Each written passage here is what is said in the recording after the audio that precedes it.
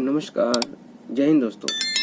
भगवान बुद्ध कहते हैं, यह गिद्ध भूख से तड़प रहा है और इसे इंतजार है एक पारसी व्यक्ति के शरीर का जिसे खाकर यह अपना पेट भर सके।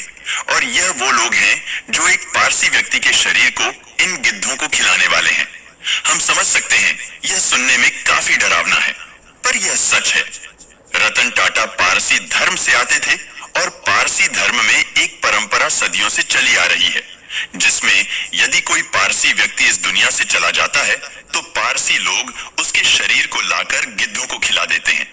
यह सुनने में जितना डरावना है, इसके पीछे का सच उससे भी ज्यादा डरावना और रहस्यमयी है। इस वीडियो में आपको सब कुछ जानने को मिलेगा, लेकिन उससे पहले अगर आप भी रतन टाटा को एक नेक इंसान मानते हैं तो अपनी इच्छा से उनके लिए 2 शब्द जरूर लिखें। साथ ही इस वीडियो के लिए और हमारी मेहनत के लिए चैनल को जरूर से सब्सक्राइब कर लें। दोस्तों, यहाँ देखिए, यह है हिंदू धर्म का दाह संस्कार और यहाँ इस्लाम धर्म में शव को दफनाया जा रहा है। और अब यह है पारसी धर्म का टावर ऑफ साइलेंस, जहाँ इन गिद्धों ने भीड़ लगा रखी है। कारण कुछ और नहीं बल्कि इन्हें इंतजार है एक पारसी व्यक्ति के शव का, ताकि यह उसे खाकर अपना पेट भर सके। सभी धर्मों में अंतिम संस्कार करने के तरीकों में विभिन्नता देखी जाती है। जहां हिंदू धर्म में दाह संस्कार किया जाता है, वहीं इस इस्लाम में शव को दफनाने की परंपरा है। इसी तरह पारसी धर्म में भी अंतिम संस्कार का एक अलग तरीका देखने को मिलता है। पारसी धर्म में शव को जलाने या दफनाने के स्थान पर उसे टावर ऑफ साइलेंस के ऊपर रख दिया जाता है। यह टावर एक गोलाकार इमारत की तरह होता है, जिसे दखमा भी कहते हैं। इस दौरान शव को खुले आसमान के नीचे सूरज की धूप में रख दिया जाता है, जिसके बाद गिद्ध, चील और कौवे आदि उस शव को खा जाते हैं। पारसी अंतिम संस्कार के इस तरीके को दोख विनाशिनी कहा जाता है।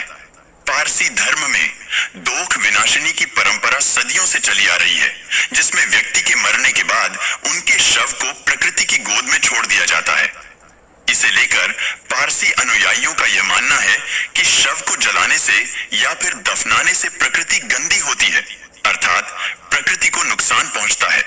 वहीं पारसी धर्म के अनुसार इस प्रकार से अंतिम संस्कार करने से चील और गिद्ध जैसे पक्षियों का पेट भी भरता है और प्रकृति को कोई नुकसान नहीं होता। पारसियों में इस प्रकार की परंपरा 3000 साल पुरानी है।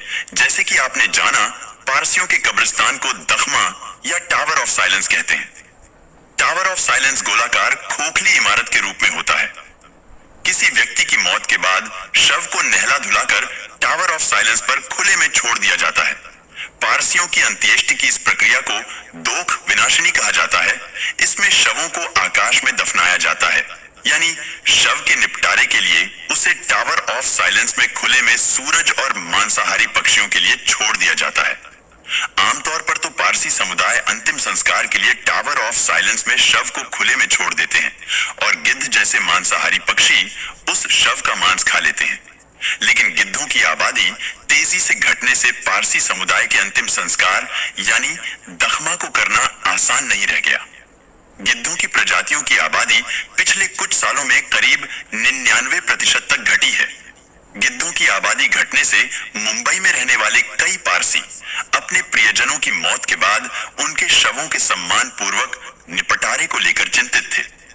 नई पीढ़ी के कई पारसी नहीं चाहते कि उनके प्रियजन का शरीर कई दिनों तक खुले में रहे। अंग्रेजों के समय से पारसियों की जन्म, मृत्यु और शादी के रिकॉर्ड रखने वाली पारसियाना मैगजीन के मुताबिक साल 2018 में कुल 720 पारसियों की मौत हुई थी। इनमें से 647 का अंतिम संस्कार दखमा से हुआ, जबकि 73 पारसियों को दफनाया गया था। मुंबई में पारसियों के पास अब अंतिम संस्कार के 3 विकल्प हैं। पहला, पारंपरिक दखमा यानी टावर ऑफ साइलेंस के जरिए अंतिम संस्कार करना। दूसरा, शवों को दफनाना। तीसरा, शवों का दाह संस्कार करना। आपको जानकर हैरानी होगी कि साइरस मिस्त्री के निधन से करीब 2 महीने पहले उनके पिता की मृत्यु हुई थी। उनका अंतिम संस्कार टावर ऑफ साइलेंस में हुआ था, जबकि सड़क हादसे में मरने वाले इंडस्ट्रियलिस्ट साइरस मिस्त्री का पारसी परंपरा के बजाय वर्ली के इलेक्ट्रिक क्रिमेटोरियम में अंतिम संस्कार किया गया था। रतन टाटा का अंतिम संस्कार वर्ली स्थित शमशान घर में दाह संस्कार के जरिए किया गया। पर ऐसा क्यों किया गया? इसके पीछे जेआरडी टाटा की एक कहानी है जिसे सुनकर आपकी आंखें भर आएंगी। आइए ये जानते हैं उस घटना के बारे में जिसकी वजह से सर रतन टाटा का अंतिम संस्कार पारसी परंपरा यानी दोक विनाशिनी से नहीं किया गया। दोस्तों, 1980 के दशक में जेआरडी टाटा ने अपने भाई बीआरडी टाटा के निधन के बाद मुंबई के म्युनिसिपल कमिश्नर जमशेद कांगा से पूछा था कि उनके भाई के अंतिम संस्कार के लिए मुंबई में कौन सा शमशान घर बेहतर रहेगा। दरअसल प्रसिद्ध उद्योगपति होने की वजह से उनके अंतिम संस्कार में कई गणमान्य लोग आने वाले थे, इसलिए एक ऐसी जगह चाहिए थी जहां लोग एकत्रित हो सके। पर उस समय कुछ शमशान घर बंद थे और उन्हें अपग्रेड किया जा रहा था, जबकि बाकी जर्जर हालत में थे। इस स्थिति से निपटने के लिए दादर में एक शमशान घर को साफ कराया गया, लेकिन जब म्युनिसिपल कमिश्नर जमशेद कांगा जेआरडी टाटा को सांत्वना देने वहां गए तो जेआरडी टाटा ने उनसे कहा कि मुंबई में शमशान घर की सुविधाएं और बेहतर होनी चाहिए। यह बात कमिश्नर को काफी बुरी लगी। उसके बाद मुंबई के कई शमशान घरों में से वर्ली में स्थित शमशान घर में काफी जगह थी और साउथ मुंबई में होने की वजह से पारसियों के लिए सुविधाजनक था। कांगा ने वर्ली में ही एक प्रेयर हॉल बनाने की योजना बनाई, लेकिन इससे पहले कि प्रोजेक्ट शुरू हो पाता उनका ट्रांसफर हो गया। जमशेद कांगा ने यह मिशन छोड़ा नहीं और मुंबई में प्रभावशाली पारसियों के साथ मिलकर अंतिम संस्कार के वैकल्पिक तरीके की मांग के साथ मृतकों का सम्मान के साथ निपटान नामक कैंपेन चलाया। तब कांगा ने कहा था, टावर ऑफ साइलेंस सिस्टम ठीक से काम नहीं कर रहा है और हमें विकल्प की जरूरत है। इसके अलावा भी कुछ तरीके होने चाहिए जिससे हम अपने प्रियजनों को अंतिम विदाई दे सके। एक प्रस्ताव टावर ऑफ साइलेंस के पास ही शमशान घर बनाने का भी रखा गया, लेकिन पारसियों की सबसे बड़ी रिप्रेजेंटेटिव बॉडी बॉम्बे पारसी पंचायत यानी बीपीपी ने इसे स्वीकार नहीं किया और उसके बाद वैकल्पिक अंतिम संस्कार का रास्ता अपनाने वाला यानी जिन पारसी लोगों ने अपने प्रियजनों का अंतिम संस्कार टावर ऑफ साइलेंस में ना करके दाह संस्कार का सहारा लिया, उन्हें पारंपरिक पारसियों का विरोध झेलना पड़ा। दरअसल टावर ऑफ साइलेंस के जरिए करने वालों को ही वहां बने प्रेयर हॉल में प्रार्थना की इजाजत दी गई। जिन लोगों ने शवों को कहीं और दफनाया या जलाया था, उन्हें टावर ऑफ साइलेंस के प्रेयर हॉल में जाने से रोक दिया गया। कहीं और शवों को दफनाने और जलाने वाले 2 पारसी पुजारियों पर भी प्रार्थना हॉल में जाने पर रोक लगा दी गई। इसके बाद साल 2015 में पारसियों के एक समूह ने म्युनिसिपल कॉर्पोरेशन के साथ मिलकर मुंबई के वर्ली में पारसियों के लिए एक शमशान घर बनवाया, जहां सर रतन टाटा जी का अंतिम संस्कार पूरे राजकीय सम्मान के साथ किया गया।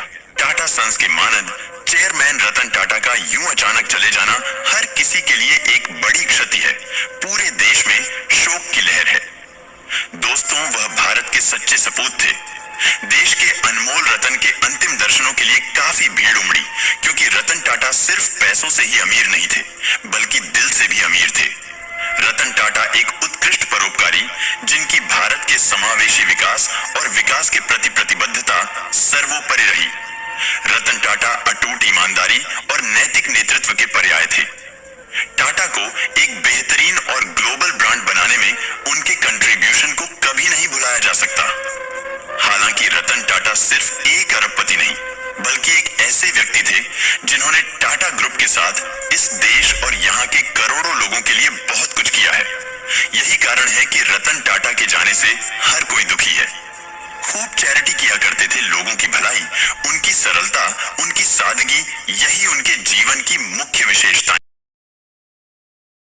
थी। आपसे एक सवाल है, आपके घर में टाटा के कौन कौन से सामान हैं और किस भरोसे से आपने उसे खरीदा?